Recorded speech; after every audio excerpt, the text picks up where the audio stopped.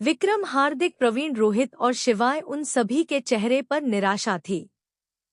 उन्हें उन तीनों के मरने का कोई गम नहीं था, पर ओमकार और अनोखी की ऐसी हालत देख उन सबको बहुत बुरा लग रहा था। विक्रम ओमकार के पास आया और उसके कंधे पर हाथ रख उसके बगल में बैठ गया तो ओमकार उसके गले लगा लिया। मुंबई मित्तल विला से निकल आलोक, अर्चना, दाई माँ और प्रीति को लेकर मुंबई वापस आ गया था। शेरगिल मेंशन में आने के बाद आलोक ने सबको देहरादून जाने की वजह बताई और यह भी कि आज मनीष, गौरव और मिताली का आखिरी दिन है। आलोक की बात सुन सबके चेहरे उदास हो गए। सबने सोफे पर बैठी अर्चना को देखा, जिसके चेहरे पर इस वक्त कोई भाव नहीं थे। शोभा उसके पास जाने लगी, पर आलोक ने उसका हाथ पकड़ उसे रोक दिया और ना में सर हिला दिया। दादाजी ने शोभा से कहा, अर्चना को अभी अकेला छोड़ दो, क्योंकि उसका दुख हम में से कोई समझ नहीं पाएगा सिवाय उसके बच्चों के। देहरादून मित्तल विला लगभग आधा घंटा हो गया था, पर अनोखी उसी तरह ऋषभ के गले लग रोए जा रहे थे और ओमकार विक्रम के गले लगा था। उसकी आंखों से आंसू भले गिर रहे थे, पर मुंह से कोई आवाज नहीं आ रही थी। विक्रम ने ओमकार को खड़ा करते हुए कहा, ओमकार, भले मनीष मित्तल ने कितना ही गलत किया हो, पर अब बारी है उन्हें मुख अग्नि देने की। बेटे हो तुम उनके, मनीष और गौरव को ठीक से अलविदा कह देना। विक्रम की बात सुन ओमकार नम आंखों से उसे देखने लगा तो विक्रम ने उसके कंधे पकड़कर कहा, सारी बुराइयां उनके सांसों के खत्म होते ही खत्म हो गई। उसके बाद सबने सारी तैयारियां की और तीनों के शरीर को जलाकर उनका क्रियाक्रम किया। यह सब करते हुए शाम हो गई थी और सब मुंबई के लिए वापस निकल गए। वहीं देहरादून से रातों रात मनीष, गौरव और मिताली गायब से हो गए। देहरादून में ऋषभ, विक्रम और ओमकार के इन्फ्लुएंस से यह बात ज्यादा फैली भी नहीं और वही दबकर रह गई। मुंबई वो सब जब शेरगिल मेंशन वापस आए तो देखा सभी लोग इस वक्त हाल में ही मौजूद थे। सबके चेहरे उतरे हुए थे। सामने सोफे पर अर्चना बैठी थी और उसके अगल-बगल दाई माँ और प्रीति थे। अर्चना ने दाई माँ के कंधे पर अपना सर रखा हुआ था। उसके चेहरे पर कोई भाव नहीं थे और ना ही आंखों में कोई आंसू नहीं थे। अर्चना को इस हालत में देख अनोखी और ओमकार की आंखों में तुरंत आंसू आ गए। उनके आने पर सबकी नजरें उन सभी पर चली गई। रिया ने ओमकार को देखा। उसकी हालत देख उसकी आंखों में भी आंसू आ गए। शोभा अनोखी और ओमकार के पास आई। उसने अनोखी के गाल पर हाथ रखा तो अनोखी ने उसके गले से लगा लिया। शोभा उसके पीठ को सहला कर बोली, नहीं बच्चा, अभी नहीं रोना है, माँ के पास जाओ। उसके कहने पर अनोखी उससे अलग हुई और धीरे कदमों से अर्चना के पास आई। उसके साथ ओमकार भी उसके पास आया। उन दोनों को देख अर्चना सीधे बैठ गई। दाई माँ और प्रीति सोफे से उठ गए। ओमकार अर्चना के बगल में बैठा और उसने उसका हाथ कसकर थाम लिया। अर्चना उसकी आंखों में देखते हुए बोली, क्या सब खत्म हो गया ओमकार? उसका सवाल सुन ओमकार की आंखों में ठहरे आंसू उसके गाल पर आ गए। उसने अर्चना की आंखों में देखते हुए कहा, आई एम सॉरी माँ, पर मैं सब कुछ खत्म करके आया हूँ, सब कुछ। उसकी बात सुन अर्चना की सूखी आंखों में धीरे धीरे नमी आने लगी और आंखों से आंसू किसी बारिश की तरह गिरने लगे। वो ओमकार के सीने पर सर रख जोर जोर से रोने लगी। आज उसका सब कुछ खत्म हो गया था। उसका पति, उसका बेटा, दोनों ही उसकी जिंदगी से चले गए थे, इस दुनिया से चले गए थे। उसे सच्चाई तो आज पता चली थी, पर इतने साल उसने प्यार किया था अपने पति से, अपने बेटे की, जिसे 9 महीने उसने अपनी कोख में रखा था। ओमकार ने कसकर अर्चना के कंधे को पकड़ा और उसे जी भर के रो लेने दिया। उसने अनोखी को देखा, जो उसके पास ही खड़ी अर्चना को देख रो रही थी। ओमकार ने अपना दूसरा हाथ आगे किया तो अनोखी उसके गले जा लगी और सीने पर सर रख रोने लगी। ओमकार बेबस सा अपनी माँ और अपनी बहन को रोने दे रहा था और खुद अपने आंसुओं को रोक बैठा था। कैसे खुद को रोने देता, कैसे खुद को टूटने देता वो? उसे उन दोनों को संभालना जो था, आखिर वह दोनों ही तो अब उसका परिवार, बच्चे थे, इसलिए वह अपनी आंखों में आंसू लिए उन दोनों को सहारा दे रहा था। वहीं उन तीनों की हालत ने वहां खड़े हर एक की आंखों में नमी ले आई थी। तभी अर्चना को देखते हुए ऋषभ, जो बस अपनी कपकेक को रोते हुए देख रहा था, उसकी नजर जब अर्चना पर गई तो उसकी आईब्रो सिकुड़ गई। अर्चना रोते हुए अपने होश खो रही थी। ऋषभ जल्दी से अर्चना के पास आया और उसके चेहरे को उठाकर बोला, मॉम, पर तब तक अर्चना बेहोश हो चुकी थी। उसे बेहोश देख सब घबरा गए।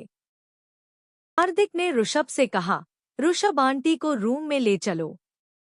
ऋषभ और ओमकार दोनों मिलकर जल्दी से अर्चना को रूम में ले गए और हार्दिक अर्चना को चेक करने लगा। कमरे के बाहर अनोखी रोते हुए बोली, मम्मा को क्या हो गया?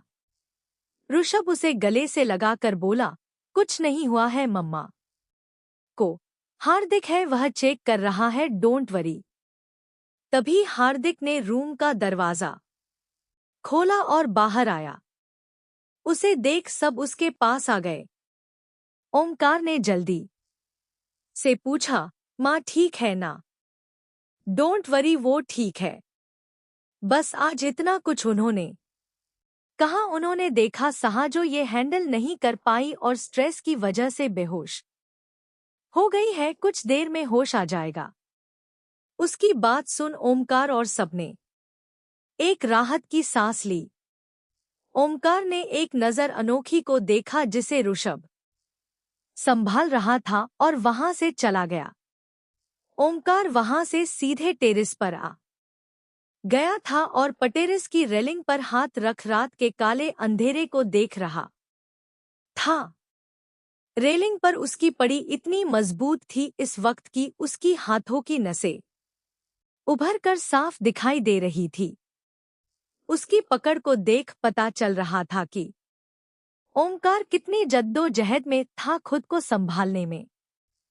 तभी किसी ने उसके सामने एक पानी का गिलास कर दिया। ओमकार ने एक नजर पानी के गिलास को देखा और फिर उसे लिए खड़े उस इंसान को। वह कोई और नहीं, रिया थी। ओमकार नम आंखों से उसे देख रहा था और रिया की आंखें भी नाम थी, पर वह कुछ बोल नहीं रही थी। ओमकार ने उसके हाथ से ग्लास लिया और एक ही सांस में पूरा पानी पी गया। रिया ने उसके हाथ से ग्लास लिया और जाने लगी, पर ओमकार ने उसका हाथ पकड़ उसे रोक लिया।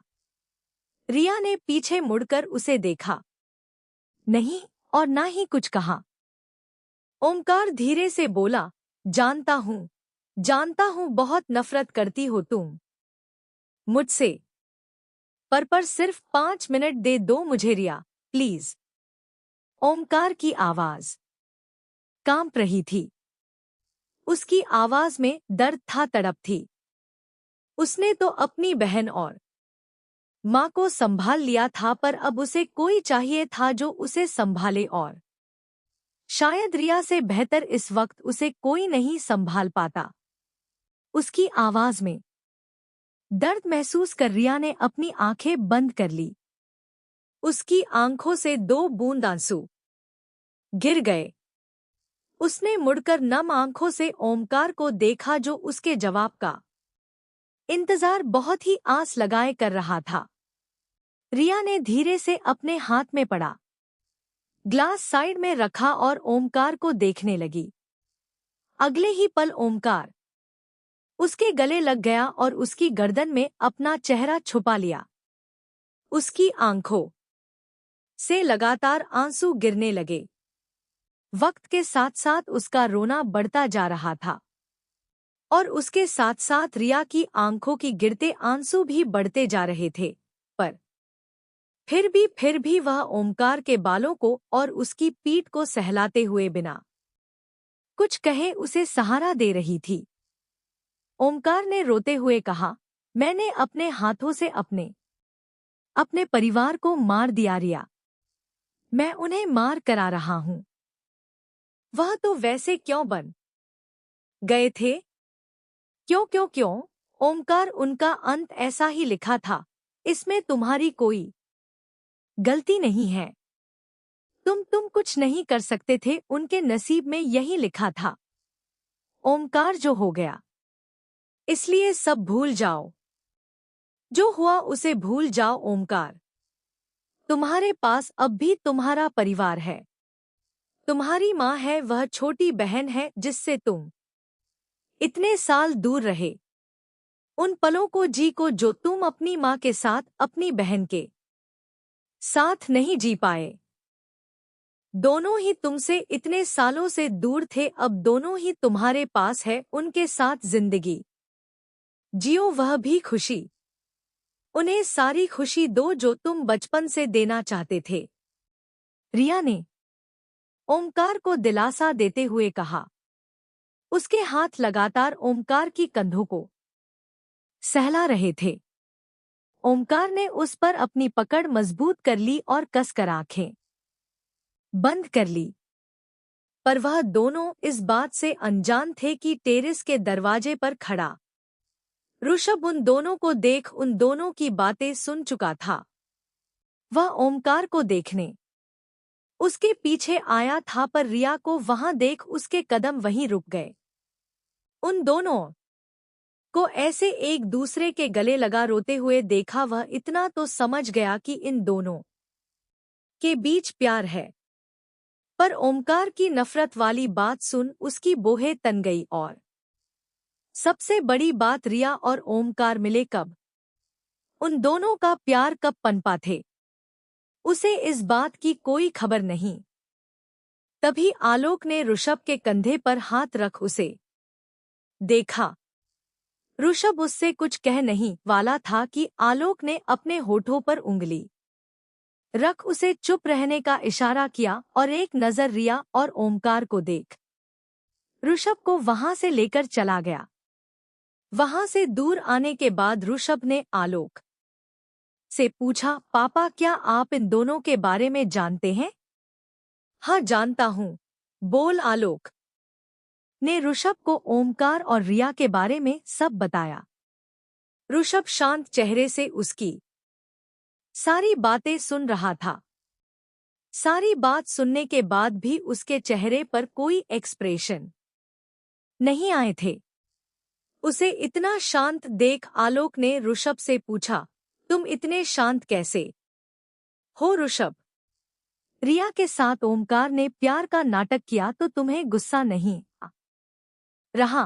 पापा, आप शुरू से सब जानते हैं, पर फिर भी अपने ओमकार को गलत नहीं समझा। और मैं इतना तो जानता हूँ पापा कि अगर आपको ओमकार गलत नहीं लग रहा तो वह गलत नहीं होगा। आप रिया को मुझसे भी ज्यादा प्यार करते हैं।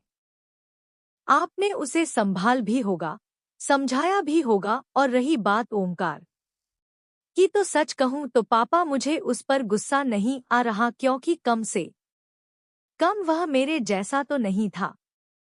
मैं नफरत में कितना गलत किया था कपकैक ले साथ, जो शायद कोई नहीं करता। पर ओमकार, वो रिया के कभी करीब नहीं गया। उसने कभी उसे चोट नहीं पहुंचाई और मैंने तो क्या किया वह सब जानते हैं, बोल ऋषभ की नजरें झुक गई।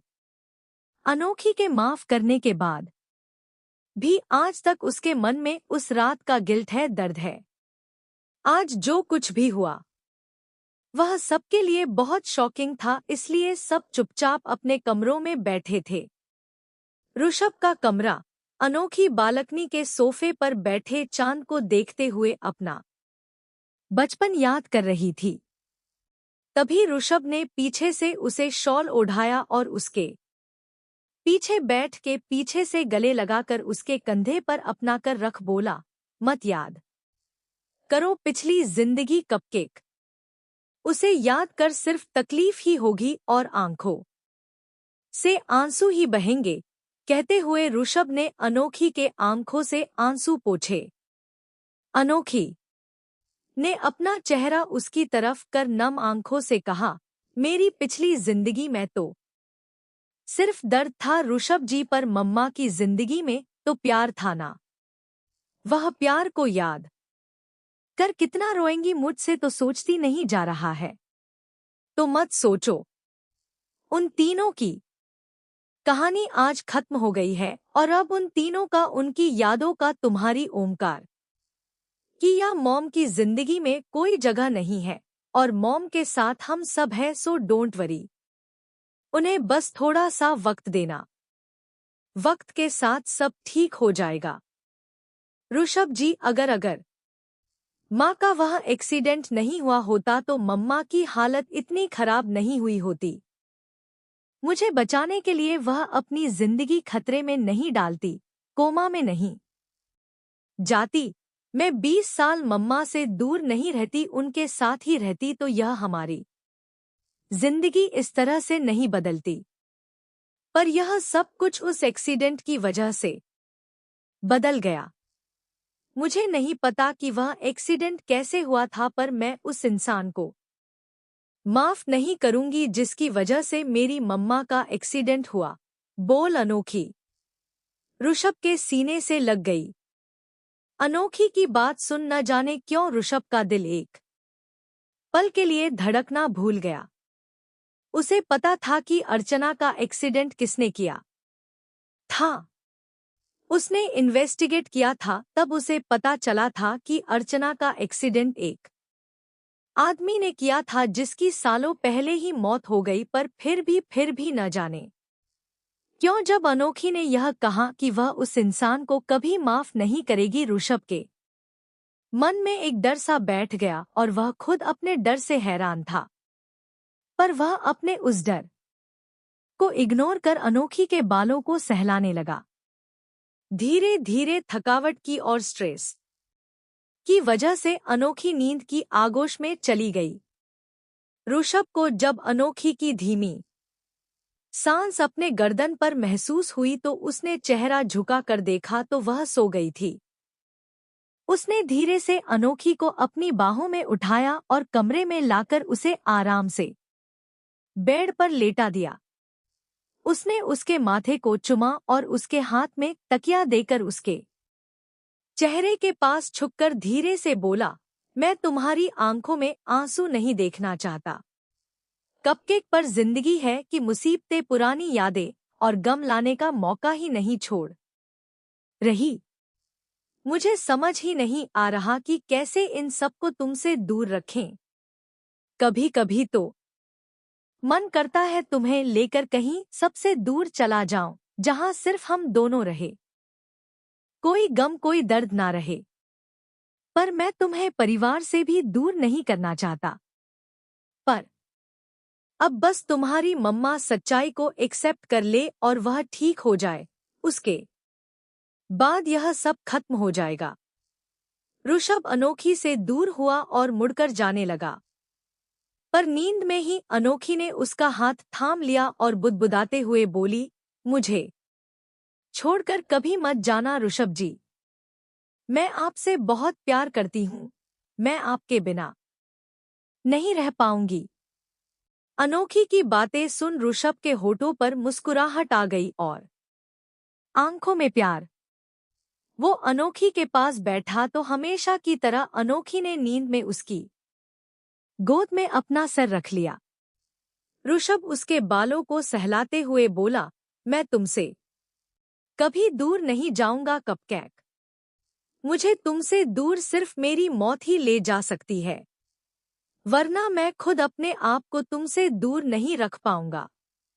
ऋषभ ने झुककर अनोखी की गाल पर किस कर लिया तो अनोखी के होठों पर एक छोटी सी मुस्कुराहट आ गई। विक्रम का कमरा। विक्रम भी अपने बालकनी में खड़ा आज जो कुछ भी हुआ वह सोच रहा था। तभी प्रीति उसके बगल में आकर खड़ी हुई और उसके हाथ पर हाथ रख उसे देखते हुए बोली, क्या सोच रहे हो? कुछ नहीं प्रीति, बस अर्चना आंटी के दर्द के बारे में सोच रहा था। सालों का प्यार टूटना बहुत दर्द देता है और उन्हें उस दर्द से गुजरना पड़ रहा है। बोल। विक्रम चुप हो गया। प्रीति ने उसे कुछ नहीं कहा। उन दोनों की ही दिमाग में कुछ चल रहा था।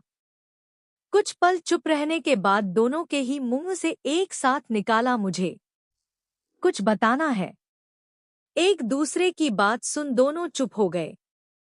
विक्रम ने कहा, ठीक है पहले तुम बताओ। तो प्रीति ने उसे ओमकार और रिया के बारे में बता दिया।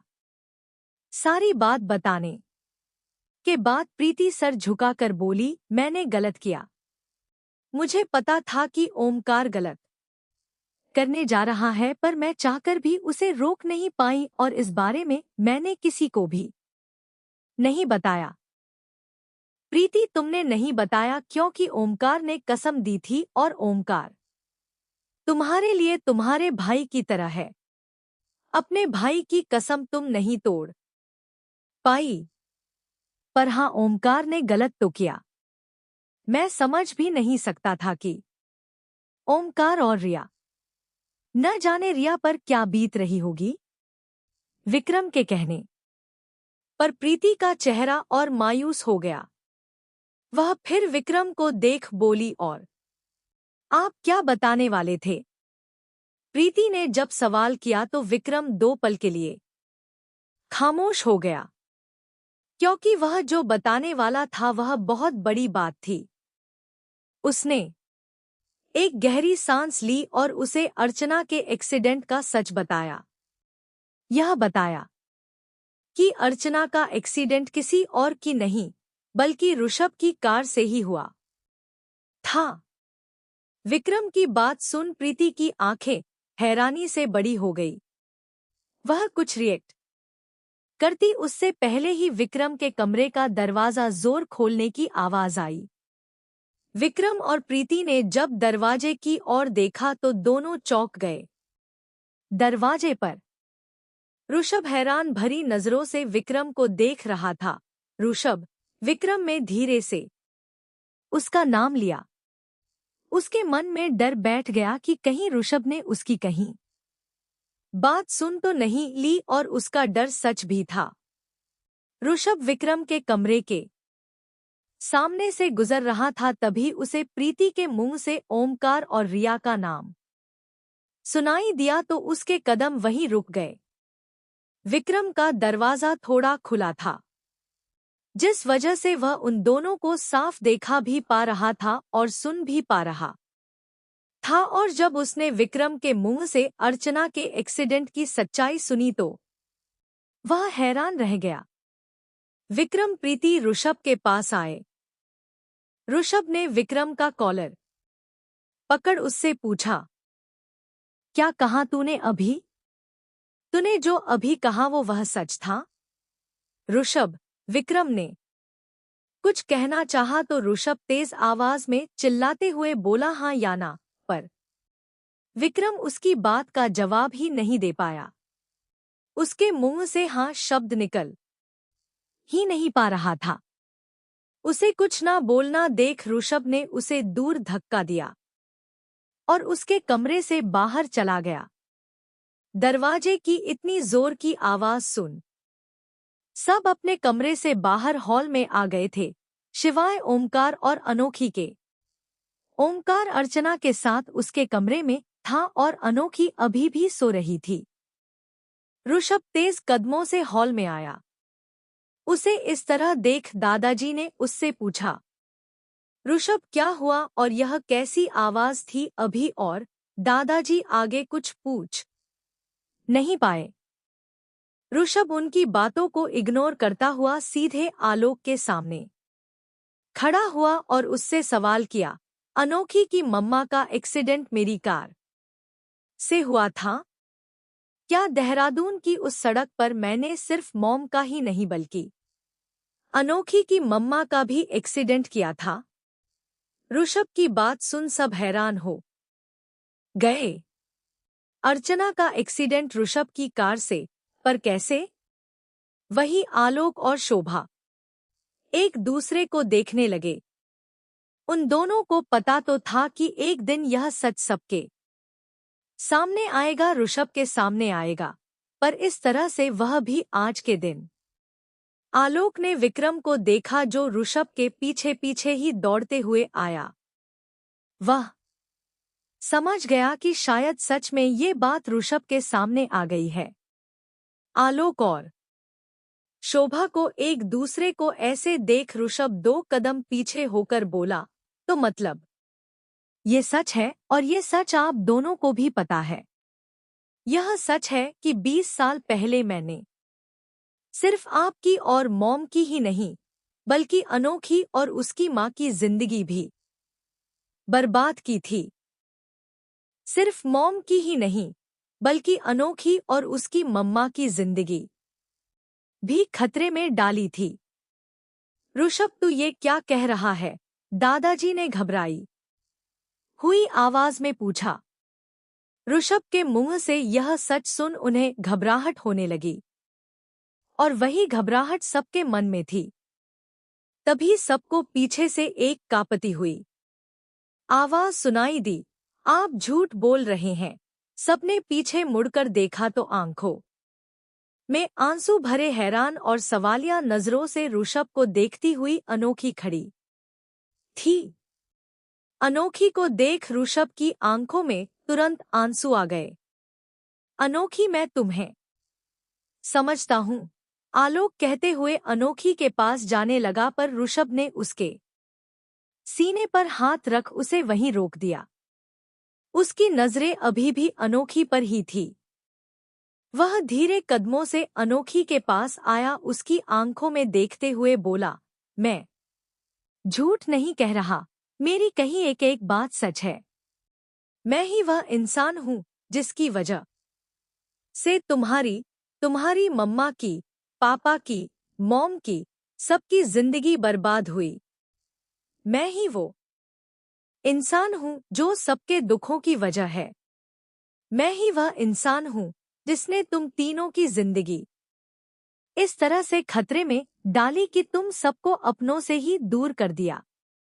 मैं ही हर एक बर्बादी की वजह, और मैं ही वह इंसान हूँ कपकेक जिसे तुम कभी माफ नहीं कर पाओगी, क्योंकि मैं ही वो इंसान हूँ जिसने तुम्हारी हो मम्मा का एक्सीडेंट किया था।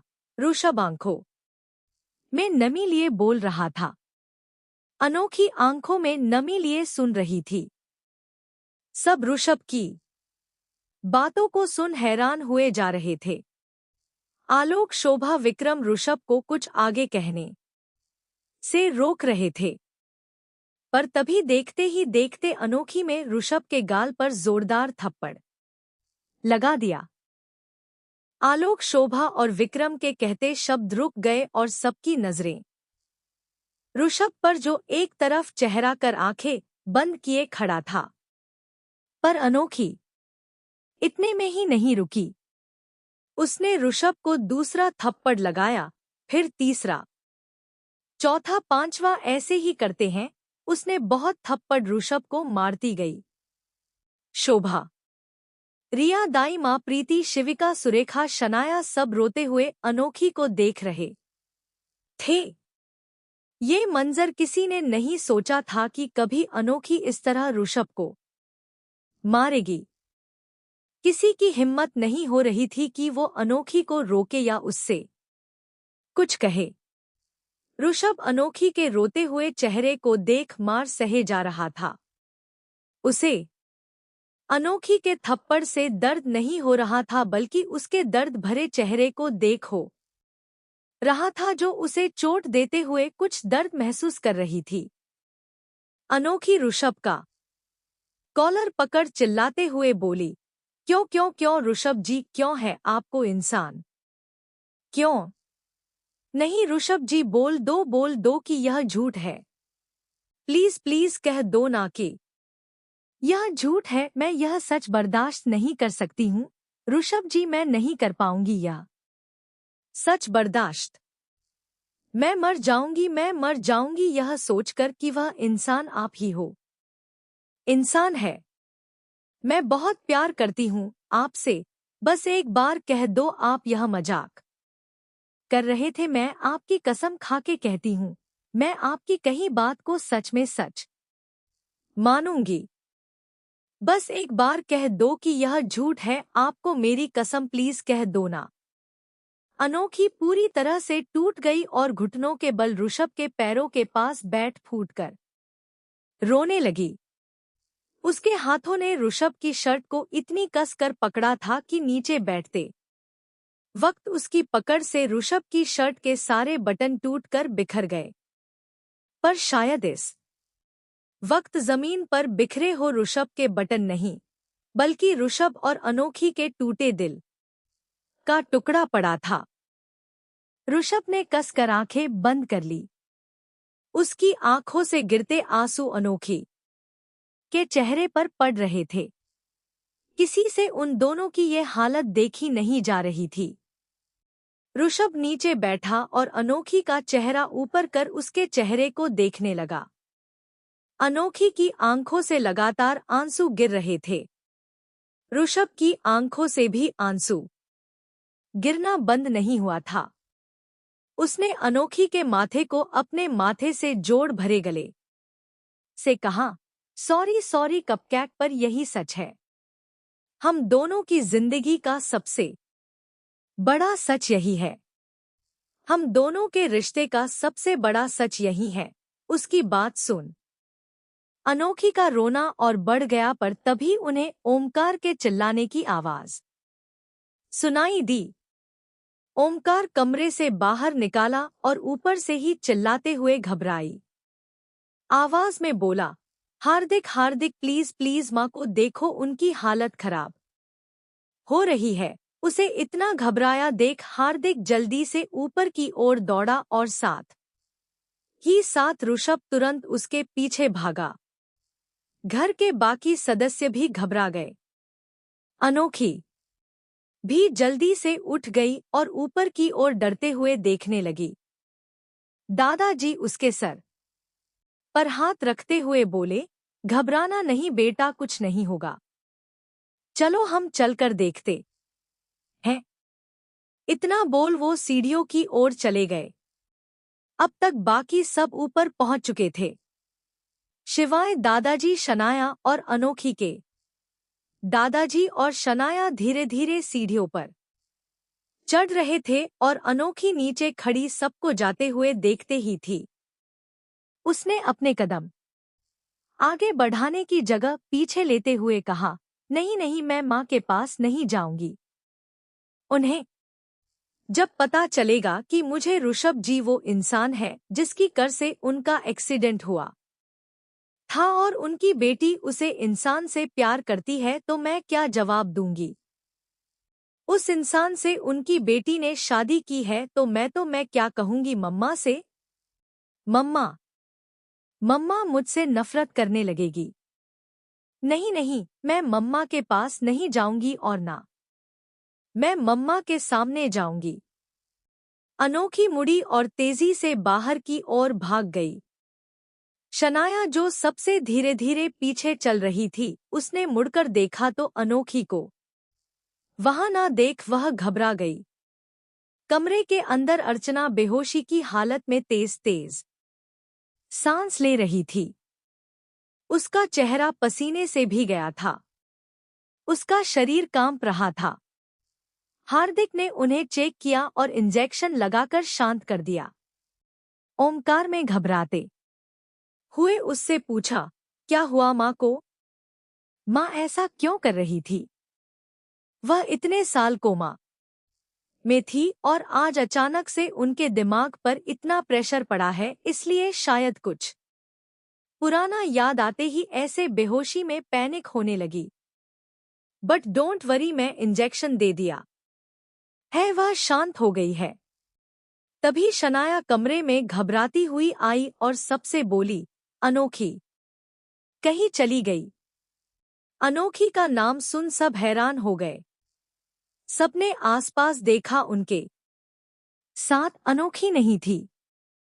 ऋषभ शनाया के पास आकर से बोला, कहाँ है वो? कहाँ गई? मैं जब पीछे मुड़ी तो अनोखी पीछे नहीं थी। मैंने आवाज भी लगाया आप सबको, पर शायद किसी ने सुना ही नहीं। प्लीज प्लीज जाकर देखो वह कहाँ गई है। उसकी बात सुनते ही ऋषभ का दिल डर से और आंखें हैरानी से भर गई। वो तुरंत कमरे से बाहर की ओर भागा और उसके साथ विक्रम, आलोक, प्रवीण, रोहित, शिवाय, हार्दिक और शिविका भी गए। ओमकार ने हैरानी से आलोक से सवाल किया, क्या हो रहा है यहाँ पर? अनोखी कहाँ गई है? आलोक ने उसे सब बताया जो नीचे हुआ और जिसे ओमकार भी हैरान रह गया। उसने शनाया से कहा, प्लीज प्लीज मेरी माँ का ध्यान रखना, और इतना बोल बिना किसी की बात सुने वह भी कमरे से चला गया। आलोक ने दादाजी को देख कहा, पापा मुझे भी जाना होगा। हाँ बेटा जाओ, और प्लीज मेरी बच्ची को सही सलामत ले आना।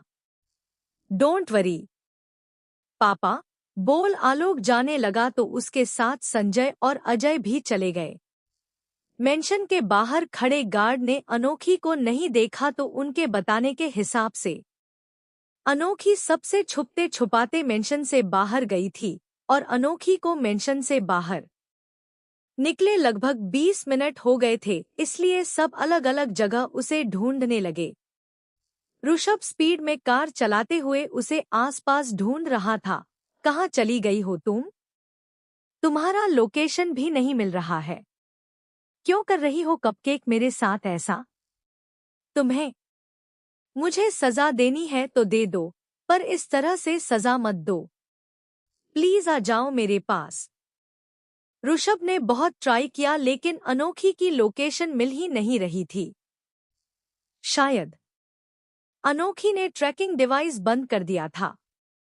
तभी ऋषभ ने कुछ सोचा, गाड़ी मोड़ ली। उसने अपनी गाड़ी एक मंदिर के बाहर रोकी। वह अपनी कार से उतर जल्दी मंदिर के अंदर आया। रात बहुत हो चुकी थी, मंदिर में इस वक्त कोई नहीं था। ऋषभ ने पहले मंदिर के आसपास सब जगह अनोखी को ढूंढा पर वो उसे कहीं नहीं मिली। उसने उसका नाम पुकारते हुए कहा, कृपकैक, मुझे पता है तुम यहीं पर हो, प्लीज मेरे सामने आओ, मुझसे बात करो प्लीज। पर अनोखी का कोई जवाब नहीं आया और उसे आसपास अनोखी कहीं नहीं मिली। वो मायूस होकर वहां से जाने लगा। पर तभी उस शांत जगह पर ऋषभ को अपनी सांसों के अलावा एक पायल की आवाज सुनाई दी, जिसे सुन उसके कदम रुक गए।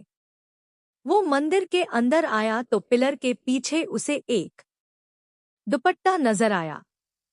उस दुपट्टे को पहचान उसके चेहरे पर सुकून आया। उसने राहत की सांस ली और धीरे कदमों से उसकी ओर बढ़ गया। जब ऋषभ उस पिलर के पास आया तो देखा अनोखी जमीन पर सर झुकाए खामोश बैठी थी। उसकी आंखों से आंसू गिर रहे थे। ऋषभ ने अनोखी को कंधे से पकड़ खड़ा किया और उसके चेहरे को ऊपर किया। उसका चेहरा लाल आंसुओं से भरा था।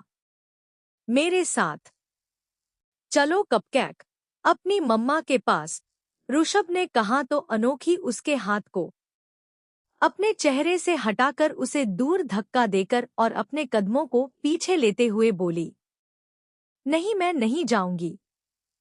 मैं आपके साथ मम्मा के सामने नहीं जाऊंगी। मैं क्या जवाब दूंगी उनको? आपने कहा था कि हम दोनों मिलकर उन्हें संभालेंगे, पर हम दोनों ही उनके दर्द की वजह है। मम्मा का आपकी गाड़ी से एक्सीडेंट हुआ और एक्सीडेंट करने वाले से मैं प्यार कर बैठी। मैं कैसे जाऊंगी उनके सामने ऋषभ जी? ऋषभ ने अनोखी के पास जाने के लिए कदम बढ़ाया, तभी उसकी नजर किसी चीज पर गई और उसे देख उसकी आंखें हारने से बड़ी हो गई।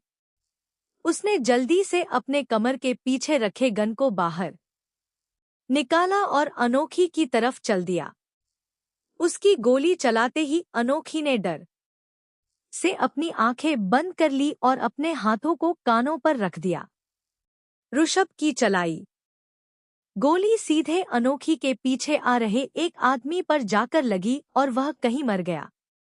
अनोखी ने अपनी आंखें खोली और डर से ऋषभ को देखा। देखते ही देखते वहां बहुत सारे लोग हाथों में गन और हथियार लिए आए। उन सबको देख अनोखी घबरा गई और ऋषभ की ओर बढ़ने वाली थी कि दो लोगों ने उसे पकड़ लिया। उन सबको देख ऋषभ को बहुत गुस्सा आ रहा था और कहीं ना कहीं घबराहट भी, क्योंकि वह अकेले ही इस वक्त यहाँ था। उसके साथ उसके बॉडीगार्ड्स नहीं थे। सारे अनोखी को ढूंढने के लिए मुंबई शहर में पूरी तरह से फैल गए था। ऋषभ ने जब उन दोनों के हाथों को अनोखी को छूते देखा तो उसकी आंखों में गुस्से से सैलाब आ गया। उसने एक के हाथ पर गोली चलाई जिसने अनोखी का हाथ पकड़ा था और दूसरे के माथे के बीचों बीच गोली मारी और उसके तुरंत बाद ही वैसे ऋषभ ने अपने पास खड़े एक आदमी के सीने में भी गोली चला दी, जिससे वह वहीं ढेर हो गया। ऋषभ ने उस आदमी की लाश को एक ढाल की तरह अपने सामने किया और उन आदमियों की गोली से बचते हुए अनोखी के पास आने की कोशिश करने लगा। अनोखी भी उस मरे हुए आदमी की तलवार लेकर एक एक आदमी को जख्मी कर उन्हें अपने आप से दूर करने लगी। ऋषभ ने और बाकी सब ने अनोखी को बखूबी से लड़ना सिखाया था। हर सिचुएशन में कैसे खड़ी हो यह सिखाया था। यहाँ तक कि मारना तक सिखाया था। अनोखी सब सीख भी गई, शिवाय किसी को मारने के। किसी की जान लेना नहीं सीख पाई थी, इसलिए वो बस सबको जख्मी कर खुद से दूर कर रही थी। पर वह कुछ इस तरह से जख्मी कर रही थी कि वह लोग दोबारा उठ ही नहीं पा रहे थे। ऋषभ ने चिल्लाते हुए अनोखी से कहा, कल के जाओ यहाँ से। नहीं नहीं, मैं आपको छोड़कर नहीं जाऊंगी। कपकेक, मैंने कहा ना जाओ यहाँ से, मैं इन सबको यहाँ संभाल लूंगा। तुम जल्दी से इस मंदिर से बाहर निकालो, सब लोग आते ही होंगे। नहीं, मैंने कहा ना, मैं आपको छोड़कर नहीं जाऊंगी। कहते हुए अनोखी ने अपने सामने खड़े आदमी के सीने पर तलवार से वार कर उसे नीचे गिरा दिया। वही ऋषभ के दोनों हाथों में बंदूक थी और वो एक के बाद एक आदमियों को मारे जा रहा था।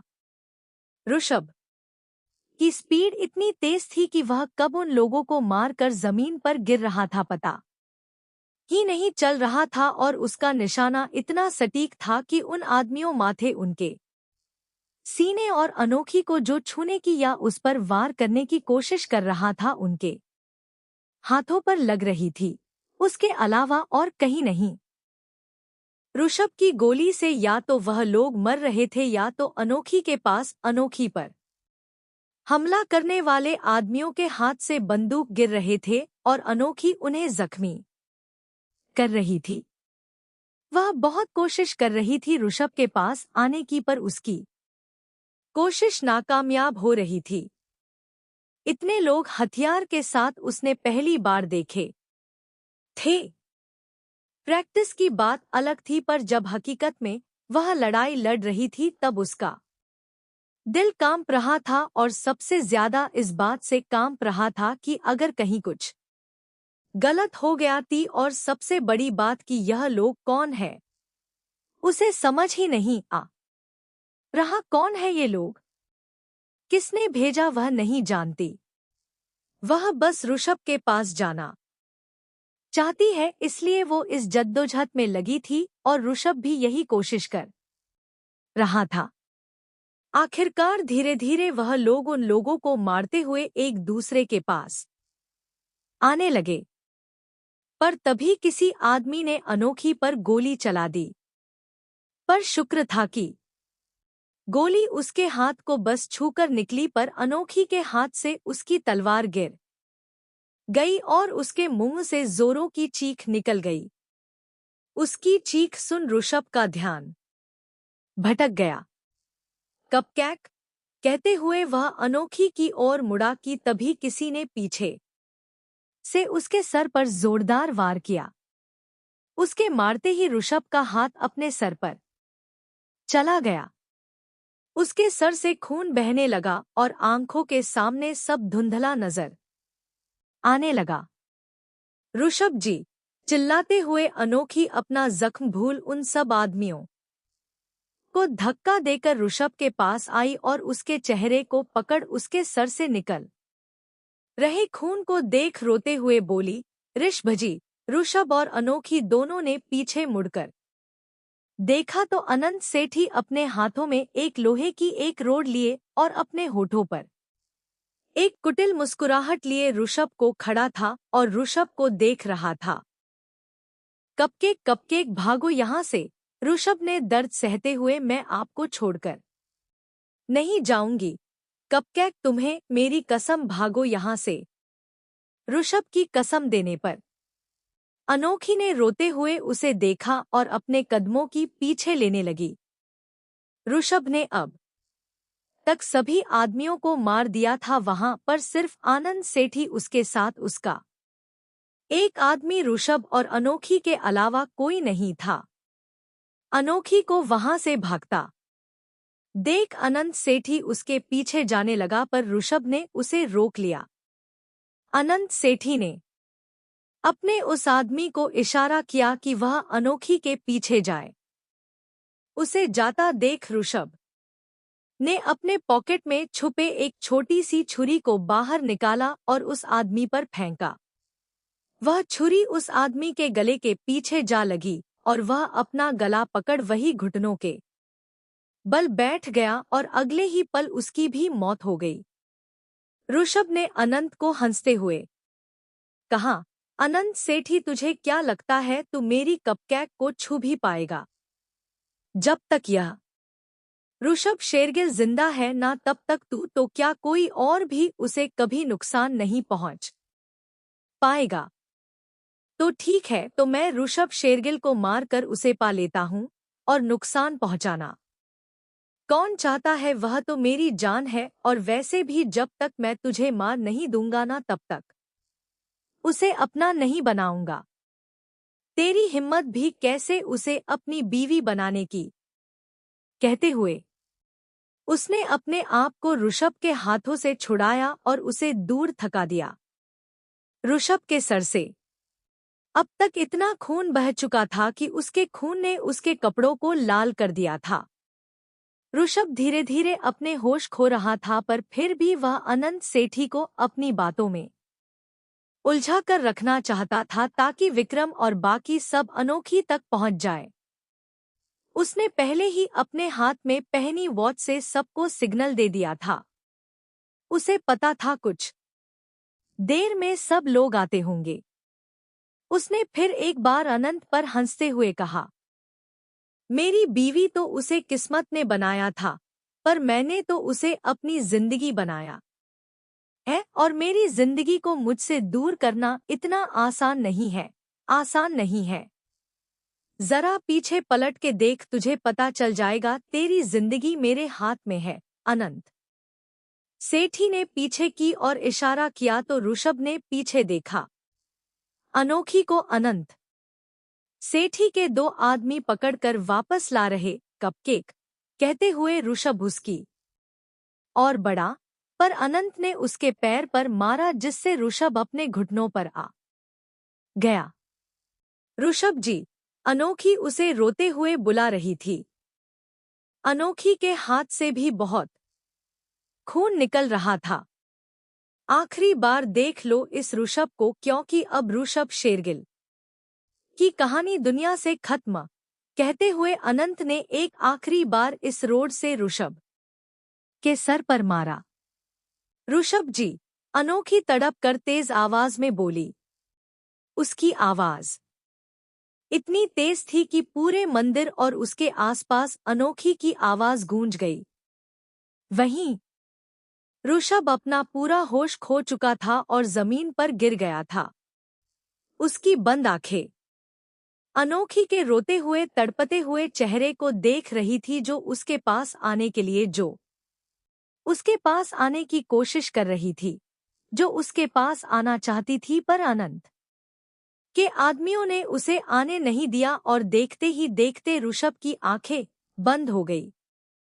उसकी आंखें बंद होते ही अनोखी की आंखें बड़ी हो गई। उसके आंसू उसके आंखों में ही रुक गए और वह बेजान सी ऋषभ को देखते हुए अपने घुटनों पर बैठ गई। अनंत उस के पास आया और उसका हाथ पकड़ से ऊपर उठाकर बोल, मैंने कहा था ना तुम सिर्फ मेरी हो। देख लो अंजाम किसी और के होने का। जो भी तुम्हारे पास आएगा उसे ऐसे ही मौत दूंगा। कहने के बाद अनंत अनोखी को लेकर वहां से जाने लगा। अनोखी की नजर बस ऋषभ को देख रही थी।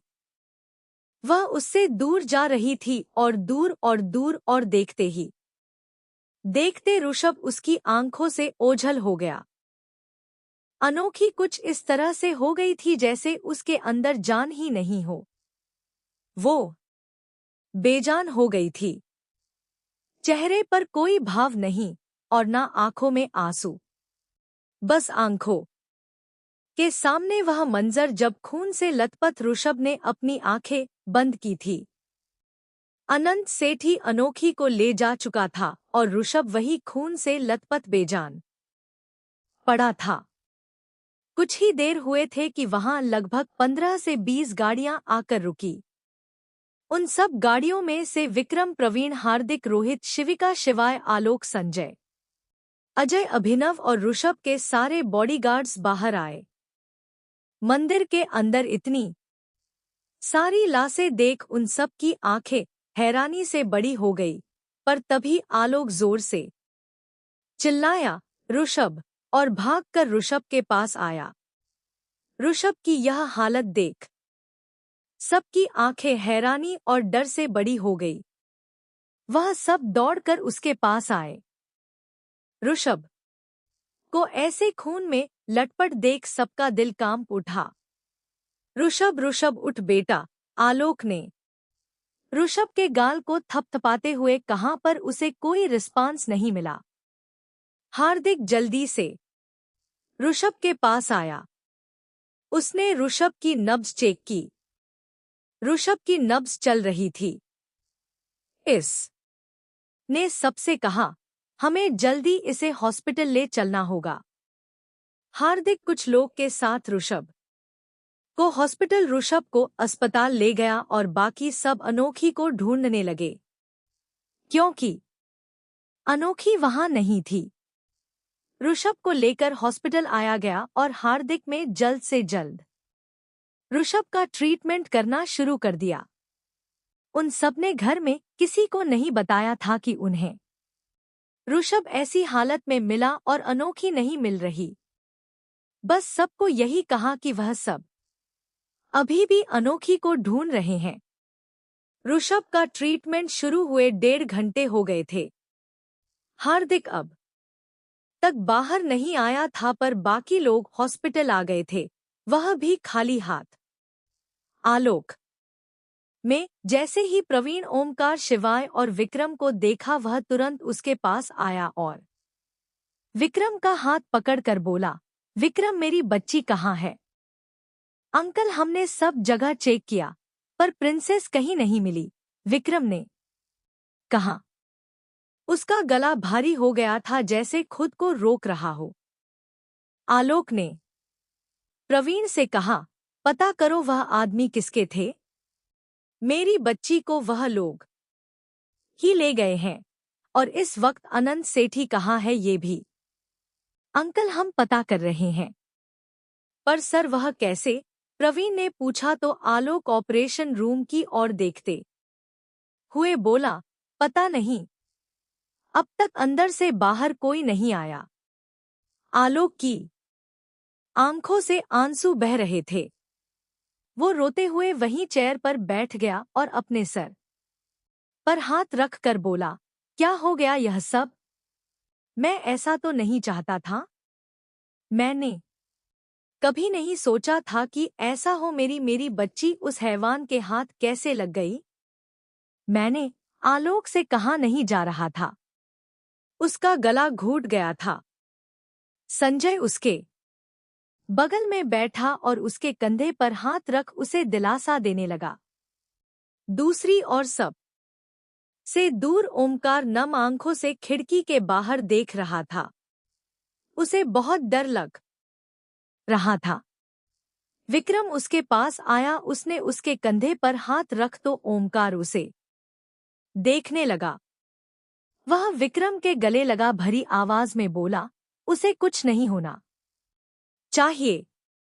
उसे कुछ नहीं हो सकता। वह अभी तो मुझे मिली है। अगर वह फिर मुझे इस तरह से दूर चली गई तो मैं क्या करूंगा? और माँ को तो आज ही पता चला कि वह उनकी बेटी है। मैं क्या जवाब दूंगा उन्हें? हमारी बहन को कुछ नहीं होगा। वो बहुत स्ट्रांग है। तुम प्रिंसेस को कमजोर मत समझना। वह इतनी काबिल है कि खुद को प्रोटेक्ट कर सकती है। हम जब वहां जाएंगे ना उसके पास, तो देखना आधी सिचुएशन तो उसने आपने आप ही हैंडल कर ली होगी। तुमने अनोखी के एक पहलू को देखा है, पर मैंने उसके हर पहलू को देखा है। हमने उसे बदला है। जानता हूं कि क्या काबिलियत है उसकी। सो डोंट वरी, वो बहुत जल्द हम लोगों के पास होगी।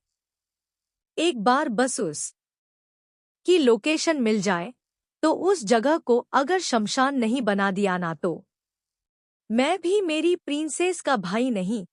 खिड़की के बाहर काले आसमान को देखते हुए विक्रम बोल रहा था।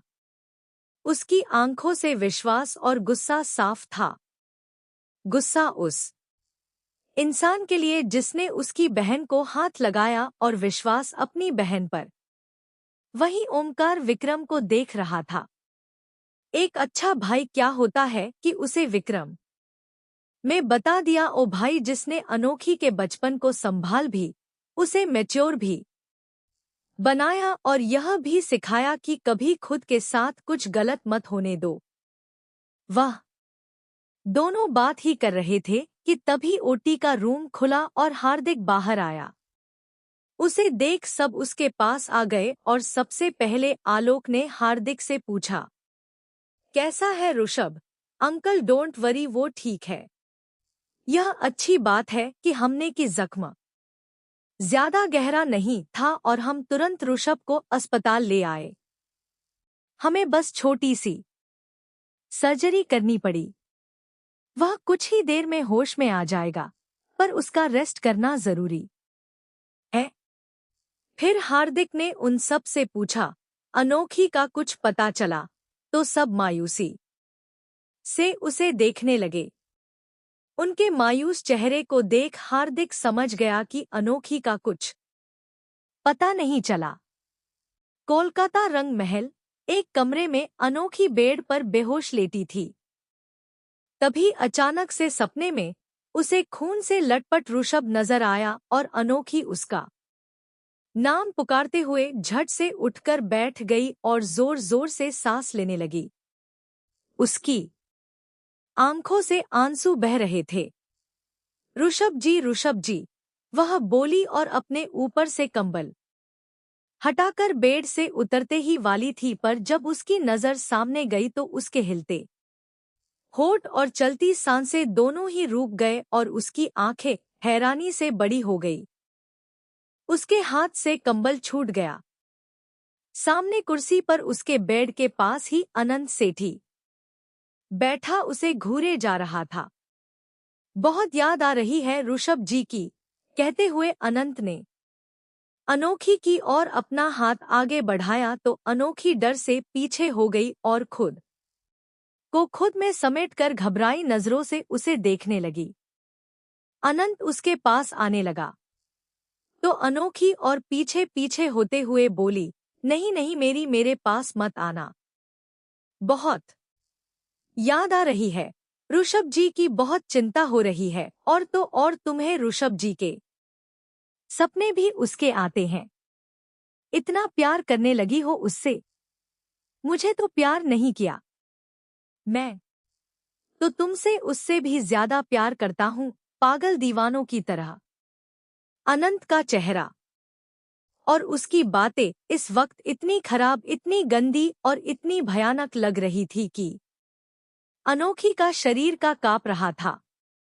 वह दूसरी ओर से बेड से उतरने लगी तो अनंत ने उसका हाथ पकड़ अपने पास खींच लिया।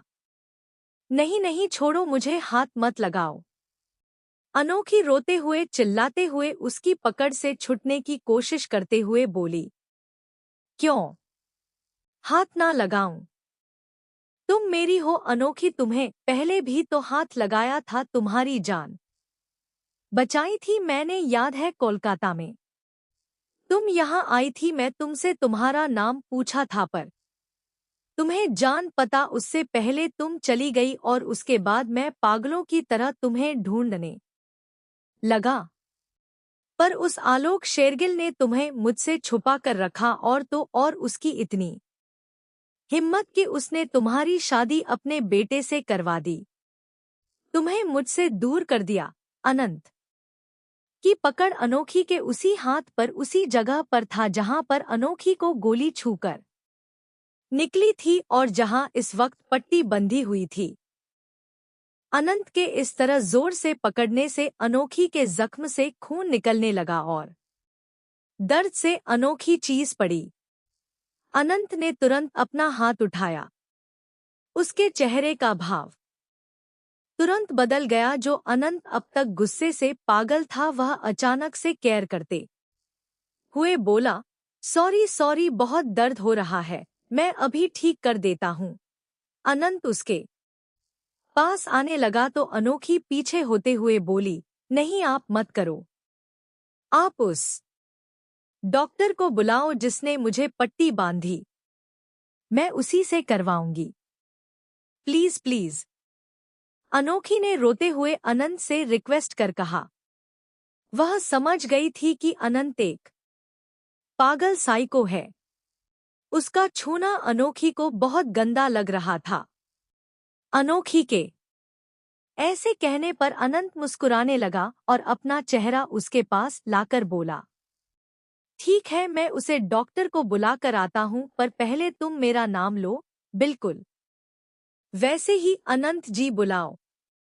उसकी साइको भरी बात सुन अनोखी का रोना और बढ़ गया। अगले ही पल अनंत के एक्सप्रेशन फिर चेंज हो गए।